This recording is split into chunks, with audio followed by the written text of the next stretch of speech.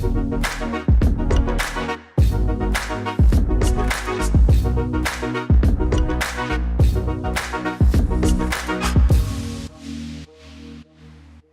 it going, everyone? And welcome to the Bot Podcast, where we interview movers, shakers, and innovators and talk all things conversational user interfaces. I'm your host, Chad Oda, and today we're very privileged to have Rob Lawson. Rob oversees global partnerships for Google's RCS initiative. Previously, Rob also held VP and co-founder roles at Zowdow, IDT Corporation, and HD Messaging in the mobile space. Rob also has an affinity for biking. He is currently a part of two bike startups, Last Mile Bike and Perfecto. So with that, Rob, welcome to the podcast. Thank you for having me. It's great to be here. Absolutely. So before we go into the more like chatbot and messaging channel specific questions, I always like to ask sort of a unique question to our guests. And I've seen you've had quite the few startups and a couple exits in the space. And I stumbled upon your angel.co page, and there was like a part in your profile that says, "What do you do?" And you had one word response that said hustle. So for all the people in the startup space, that are watching this, whether they're doing stuff in voice or chatbots, what's like one solid piece of advice for the startup crowd out there? That's a good question. I'm a big believer in hard work. Like I think there's, you need luck and you need brilliance in those things, but I think one of the reasons that startups succeed and big companies don't is hustling. Like you maybe have a kind of clearer vision of the objective than big companies do, but just that the extra hours and the extra sort of emotion and effort, I think often is the thing that makes a difference. So I'm a big believer in hustle. Absolutely. I definitely resonate with that. Cool. So I think before we can maybe start talking about chatbots and voice and RCS, maybe if you can give us some background on, maybe sort of the intersection between the rise of OTT messaging and this sort of new evolution of SMS, which now will be RCS. If you can sort of describe that. And I think you're uniquely positioned, having been in the space and, actually been in some exits for some OTT companies, to sort of frame that for us. Yeah, I think that messaging, I think it's obvious, this isn't any kind of great wisdom, that more and more of our time as sort of individuals and consumers is spent in messaging. Like you look at the rise of the sort of proliferation of over-the-top messaging apps, like we're sort of moving maybe away from sort of web or sort of app-based interactions to more messaging based ways of interacting, whether that's with each other, but I think also increasingly, and maybe I'm sort of pitching here rather than observing, but I think increasingly users are wanting that sort of asynchronous sort of conversational mode with businesses. I think the notion that we all have very kind of busy, complex sort of and distracted lives, leads us to want an asynchronous mode of engaging with multiple things. And we can do that with messaging. We can talk to 5 friends at once while, sitting in class or being in a meeting, through asynchronous, channels, but we can't do that, through voice calls and stuff. So I think as consumers, we've started to sort of move into this sort of asynchronous, multi-threaded world, then, that's led to sort of lots of innovation in messaging. And I think, also there's some technical, things that have happened there.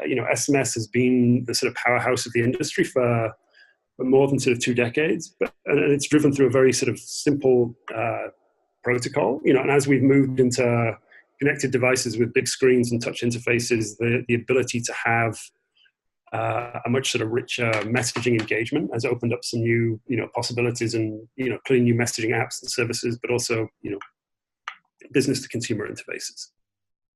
Yeah, no, absolutely. I think that's also a great segue to the next question here. Because we see all these like OTT messaging channels, right? And then we see this sort of new evolution moving from like SMS to RCS, and it being sort of like the, more representative of an experience that we're seeing in other OTT messaging platforms. So maybe if you can talk about like the specific, customer need, market opportunity that RCS is actually addressing in space right now. Yeah, I think I still believe in SMS, like text messaging, simply because the volume is still there. and because typically it's the lowest common denominator. It's very hard to find somebody that doesn't have the native messaging application on the home screen of their phone. Everybody sends or receives a text message, even if they're using Messenger and WhatsApp and Snapchat and WeChat and other messaging apps. It rarely completely replaces. It might have diminished use of SMS. So it's if you have the phone number of somebody, anybody in the world, you can send them a text message, and that's a sort of unique situation. There isn't, none of the over the tops have reached that kind of penetration, certainly on a global basis. So I think, RCS as the upgrade sort of protocol to text messaging, has the opportunity to bring that sort of rich interactivity that you have in the over the tops to that sort of universal messaging world of SMS. So I think it meets a sort of, there's been a frustration there amongst sort of consumers. The fact that SMS hasn't evolved quickly has allowed, other messaging, apps to grow to great size. But I think that, as that sort of functionality exists within sort of native messaging, I think that opens up some new opportunities. Definitely, I definitely see that sort of logical progression of, here's lowest common denominator being like SMS, but then there's this sort of evolution that's taking place now where now we're getting these additional features that are integrated into the sort of native messaging experience. So can you maybe tell us, what is like Google's position in all of this? Because I know you guys are working with several sort of the larger telcos to sort of get the initiative out. What does that sort of look like? So I think Google's our aim here is that we want a better user experience. So we recognize that messaging is key for all the reasons we've just discussed. And we also recognize that, particularly on Android devices, the only sort of messaging service provided is SMS, and that's increasingly not good enough. So we have wanted a better messaging experience, and Android being, somewhat of an open ecosystem, we took the path of looking for a telco standard that could be deployed by the whole ecosystem rather than building something new and proprietary to Google. So RCS has been around for over 10 years as a standard. But, 3+ years ago, Google really got behind the standard. To some extent, sort of knocked it into shape. It had been deployed in different sort of fragmented ways in different parts of the world, pulled the whole sort of telco ecosystem together, tidied up the standard and really started bringing that ecosystem together to deploy it. So that sort of initially was with the handset OEMs. So, we now have over 45 different OEMs that have been shipping native messaging applications that are RCS compliant. So that are now, we shouldn't mention numbers, but, a significant number of RCS enabled messaging clients out there in the world, and then more recently I've been working with the mobile operators to make sure that the networks are RCS compliant. So, we give away network technology to mobile operators that want it. Other operators are buying it from other vendors, but really sort of trying to upgrade those networks to allow peer-to-peer and business-to-consumer RCS communications. So it's, we're a sort of an organizer, to some extent, a sort of a funder of that effort, really driven by the goal to want to have a best-of-breed messaging experience for phone users. Definitely. I think I saw a statistic that said, by 2020, there should be pretty significant, penetration of RCS, and, that being said, what are sort of the, I guess, implications for businesses? Because I know that, it seems like Google is sort of coining the term, rich business messaging. With messaging becoming sort of an ever, prevalent marketing channel, the last several years in the US in particular, what sort of benefits do you see, RCS over, sort of like a not as owned messaging channel like Facebook Messenger, and this is be looking at it? I think the interesting thing as consumer messaging has maybe fragmented, the business to consumer messaging has largely remained inside SMS. So about a third of text messages sent in the US today are between businesses and consumers. So it's still the place that we expect to get the notification from our bank when we get paid, or the notification from our airline when the flight is delayed. It's a very sort of natural environment for businesses and consumers to be interacting. And again, because businesses have typically collected the opt-ins around sort of phone numbers of consumers, they have that sort of channel open to them. So we're keen to upgrade that experience. I think we also see and this is I don't think everybody sees the world this way, but you can map out a version of the world that says sort of from 2000 for 10 years business to consumer digital interfaces were websites, and that sort of grew and expanded and became very sort of nuanced. And then from 2010 for the next 10 years, a lot of that evolved to be application based, mobile applications. And there are voices out there that say the next wave is going to be sort of conversational interfaces. And I think the combination of those two things, businesses and consumers wanting to have conversations with each other rather than sort of discrete elements of interaction through sites or through apps, has benefits to both businesses and consumers, and the desire for a rich platform for that. So I think that all comes together in what we think of as rich business messaging. So how do we take that application on the home screen of the user's phone and allow users to engage with businesses in that asynchronous but rich mode that has real benefits to them. Definitely, that makes complete sense. And I know you touched on sort of the conversational element of sort of user behavior, and maybe that is sort of the next sort of experience that people are really looking for. You're going to be speaking at Chatbot Summit next month. So can you maybe touch on sort of maybe any initiatives in regards to RCS in conjunction with chatbots and what that interplay sort of is going to look like? And I think there are many sort of there are many versions of that. In my head, I sort of break them out into three main groups. One is sort of customer service, customer care use cases, where I think a lot of people, a lot of those things happen today in web chat, or more often, they happen in sort of customer call centers and through voice. And I think that there's real pain there for consumers. None of us want to spend, take half an hour out of our day to go and pick up a phone and call our ISP or our phone company and change plans or anything. It's painful. You have to allocate time. That's not going to happen quickly. And it's really expensive for businesses. Businesses, it's almost an unbearable cost to provide human agents to handle those things. So there's that sort of dual tailwind of increased consumer satisfaction if you can put that into a conversational bot type experience, or even a conversational human agent experience, is a win for the consumer, and it's a win for the business. So I think we have a range of use cases that are sort of disrupting that customer care interface. I think there are lots of businesses that are frustrated with mobile apps.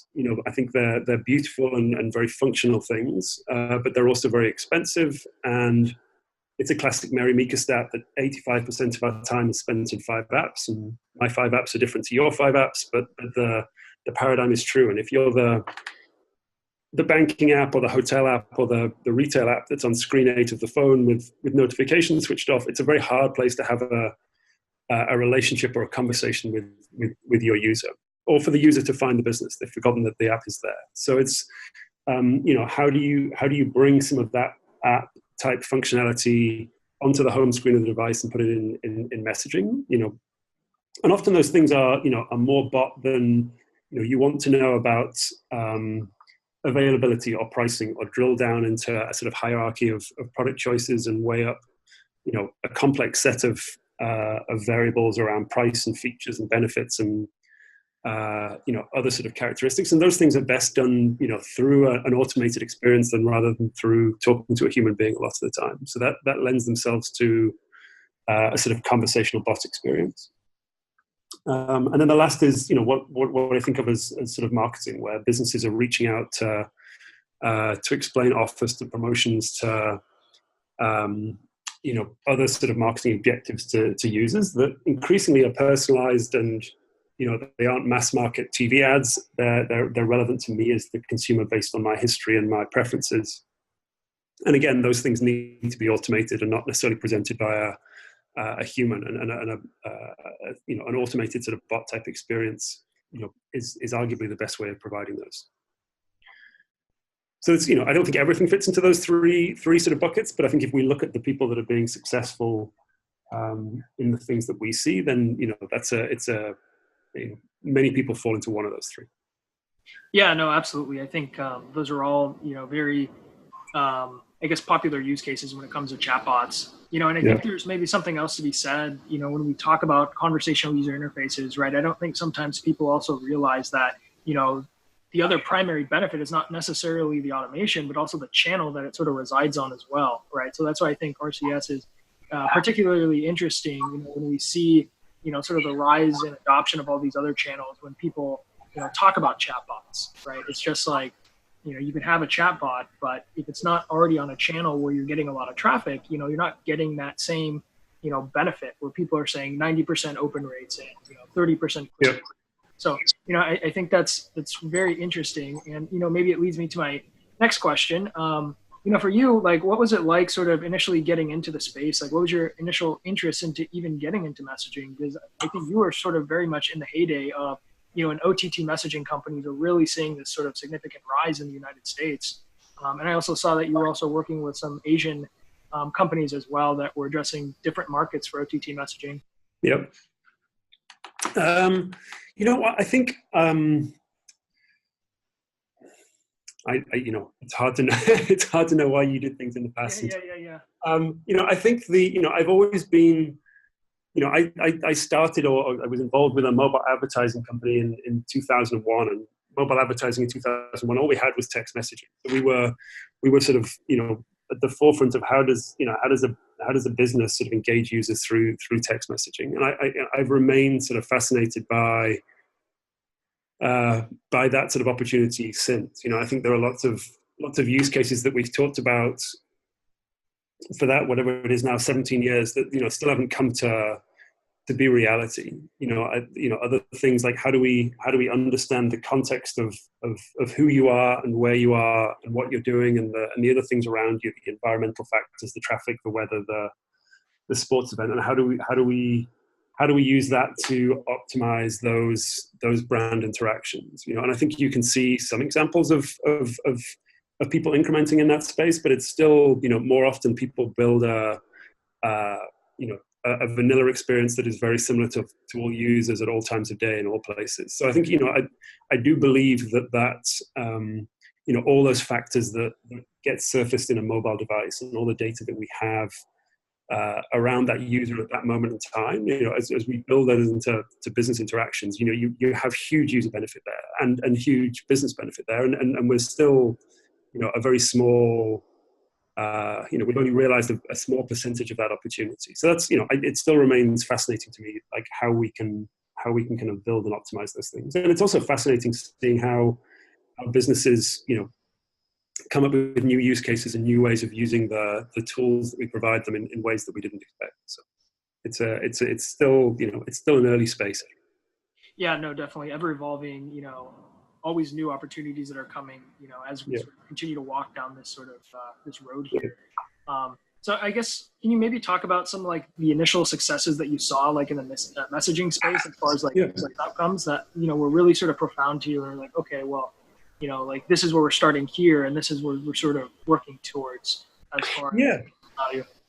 Yeah, and we're seeing, if we look at sort of RCS and rich business messaging and the things that we're seeing today, we have a really simple case study with Subway, the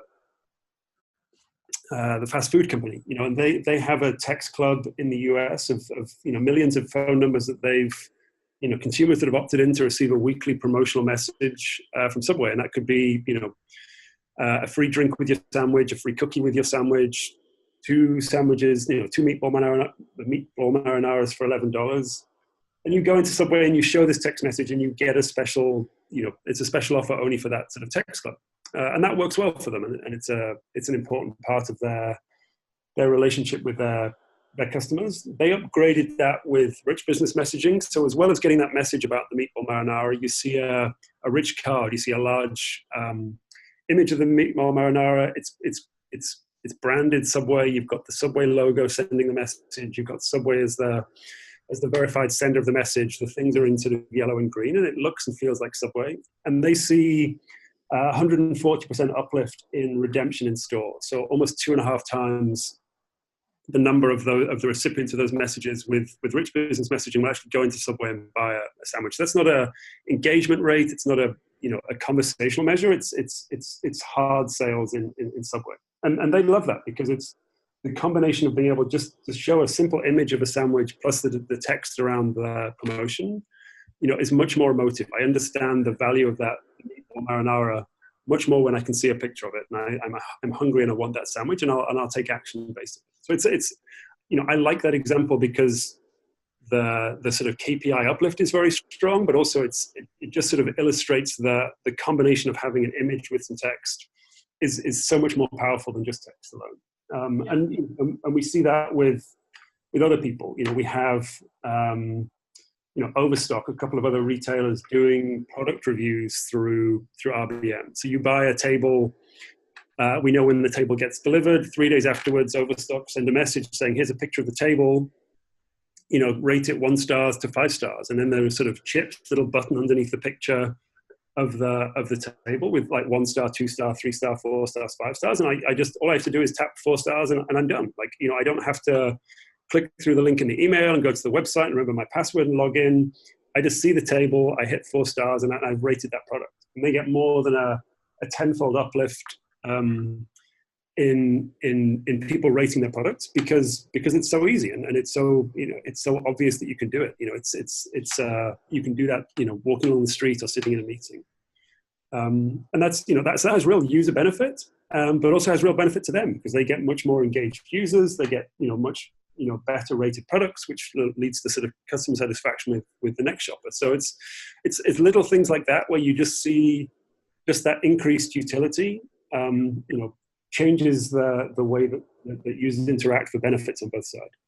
So yeah, no, I think those are all phenomenal use cases and sort of case studies. Yeah. So like, would you say that big brands that already have like a lot of phone number or SMS opt-ins, are they sort of best positioned to sort of like segue that experience, that SMS experience, to RCS or RBM? Or yeah, they are today. I think the way we've introduced the product to the market, it definitely aligns with businesses that are already using SMS today, already have opted in phone numbers for their users, and want to initiate those conversations. And we did it that way purposefully, that we wanted businesses to be in control, be able to say, okay, these are the users that I already know. I'm going to sort of introduce this new channel to them, and I can learn and control, how quickly we open that tap, rather than letting the users approach the businesses through it. But that's just sort of phase one of the go-to-market. Clearly, Google has interesting assets for sort of discoverability through search and through maps and through other sort of touch points where we could open up the ability for an individual to approach a business and start messaging a business. But we haven't, that's something we have not done, so far. Definitely. And I think that's probably a good connection to my next question. For what parts of the vision that you can actually disclose, what's sort of the vision of RCS, provided the trajectory that you guys are on now and, all the major telcos adopting it and beginning to reach out to their respective audiences? I think it comes back to, our sort of, our guiding goal here is we want a great user experience, and that's both consumer to consumer. So we want the right sort of set of toolkits so that users can send group messages or individual messages of many kinds. So, but we also want consumers to be able to engage with businesses in the ways that they want, in sort of easy and helpful and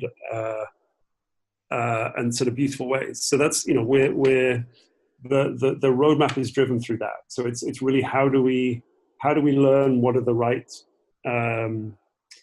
the ways that consumers want to interact with businesses, what are the right kind of businesses, and then how do we double down on those things and expand those things. And I think, we believe if we do that well, then, there's business benefit there as well, but it's really around, giving consumers what they want. So I think it's, understanding what that's, what those sort of conversational modes are, what are the, how do they want to approach businesses, how do they want businesses to approach them, what kind of interactions evolve away from web or through apps into these conversational interfaces, and how do we support them? Yeah, no, absolutely.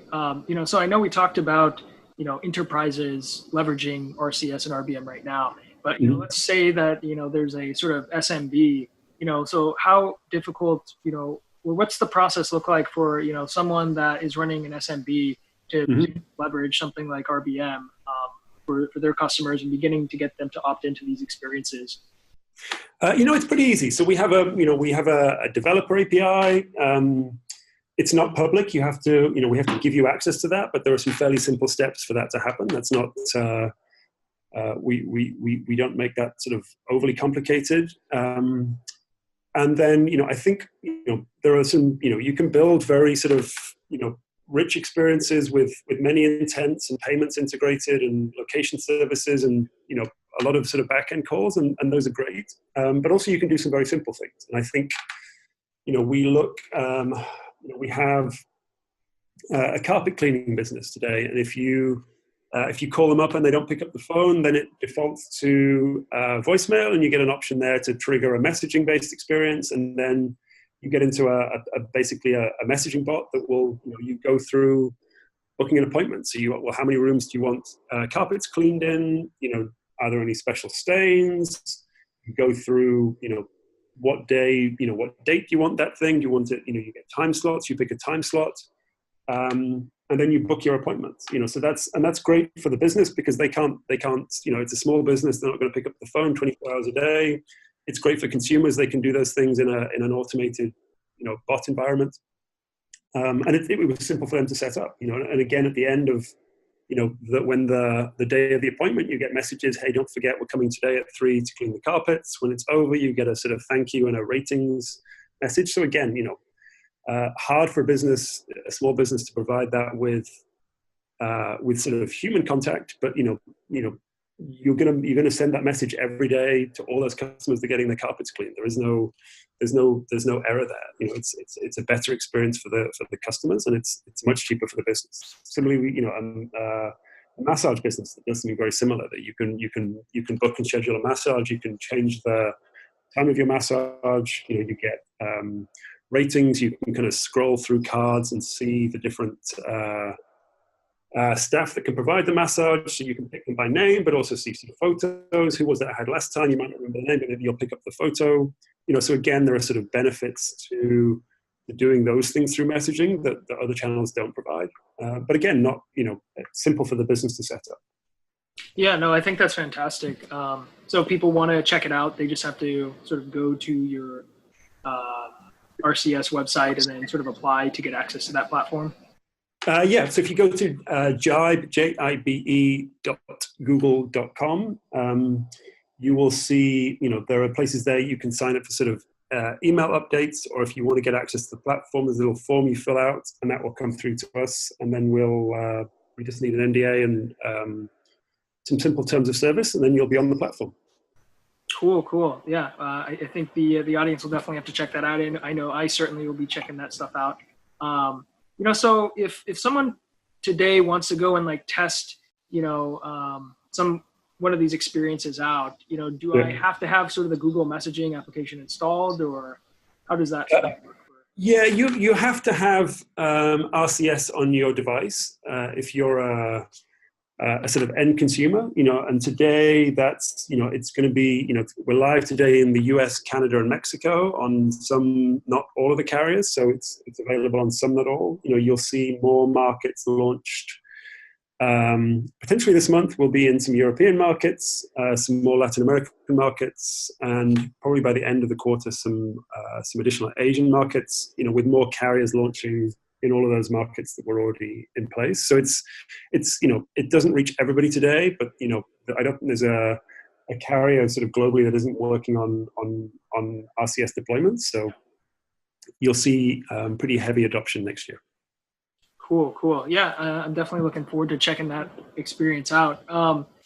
So I think maybe pivoting back to, not only the RCS conversation, but also sort of chatbots. Yep. Certainly that, you all are working on a lot of initiatives with strategic partners that are working on these chatbots on the RCS and RBS channel.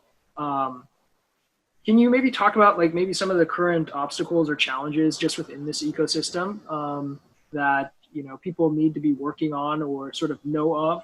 Because I think to really leverage some of these channels and just chatbots, it's sort of operating amongst the limitations of the current ecosystem. To then at the same time you can still deliver compelling experiences. But just understanding those obstacles and challenges I think is important. Yeah, I think there are sort of emotional obstacles, like some sort of emotional baggage maybe is a better way of describing it. Like I think a lot of people hear chatbots and think that's going to be a bad sort of facsimile of a human, and that's a sort of bad experience, and they want the real experience, not the false one. Whereas in my mind, it's just like, if I want to go and book a vacation, I'd much rather do that through a website or an app where it's automated and I can see all those options rather than having to deal with a human that's, reading those things and relaying them to me. So I think, in lots of instances, we're already used to getting kind of, live access to the sort of back-end information, whether that's through a website or an app or some other, other interface, and providing that through a sort of bot and a conversational channel is often sort of way better. So I think, sometimes, you fight against people that believe chatbots are just sort of inherently bad for sort of emotional reasons. I think there are sort of definitely examples of sort of half-built experiences. I think we've all experienced getting lost in sort of IVR or some other sort of chat experience where you can't find the answer to the problem that you want. You're getting presented with a list of options that don't represent your need, and I think that comes down to not continuing to work on sort of intense and unknown, the things that you don't solve. I think focusing on the things that you don't do well and optimizing those produces great experiences. So I think that's an obstacle, and I think I think overly ambitious sort of first attempts are often non-ideal. Like I think sort of taking small steps and producing kind of great sort of polished experiences with sort of low ambition, and then sort of expanding those is better than trying to boil the ocean and then polish it later.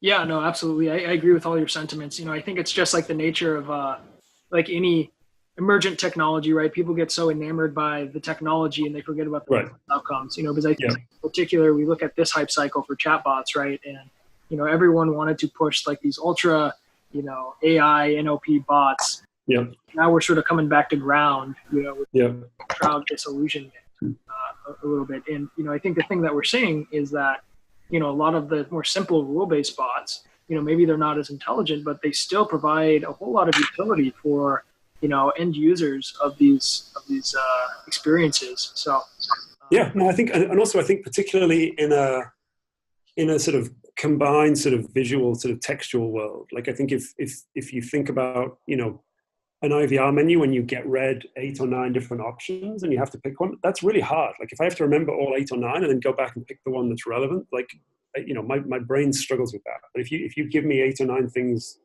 to pick from and I can read them and maybe there's some graphical information about sort of benefits and those things, I can assimilate that really well, and I can move through that logic very quickly and satisfactorily.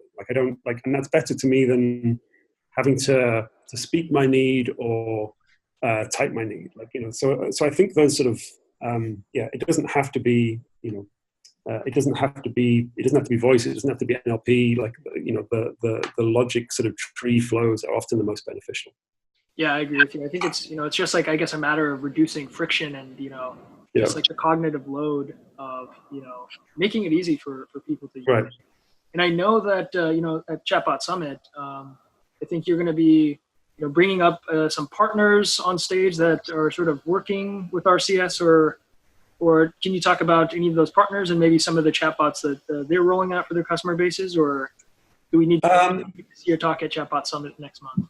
Yeah, I think the as always, these things are always getting kind of finalized as you move towards them. I think the plan is to have some of the European operators there, and I think some of the, I think LivePerson will be there, who are, building a range of experiences for the telco space, but also for brands. They just worked with us. They launched an agent for Citibank in the US, where you can sort of do your mobile banking now through a sort of conversational interface. So I think it's going to be pretty broad. Like, I think a lot of people in Europe are keen to hear from the operators around their sort of launch plans for RCS, which is really going to be happening this quarter. So I think some of them will be there, and then there'll be some brands and people like LivePerson talking about their experiences and learnings with the platform so far.